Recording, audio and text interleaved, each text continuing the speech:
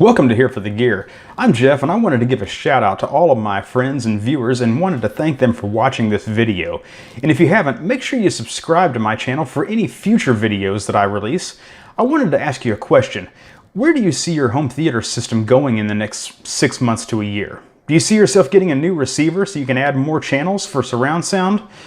With 8K coming out, do you see yourself getting rid of that old front projection TV you've had since 1981? Like this whole thing right here?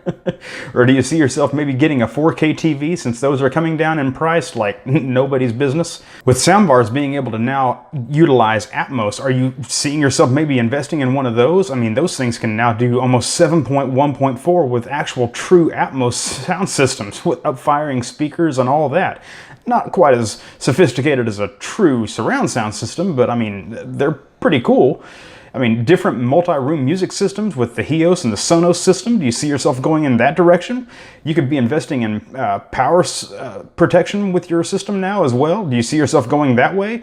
Let me know in the comments below and share this with a friend. Let's see which way they plan on going. Do you see yourself going with like a smart home system now? I mean, going in the smart home direction? That market has gone like crazy. You can go ballistic with that, getting the thermostats and the switches and stuff like that.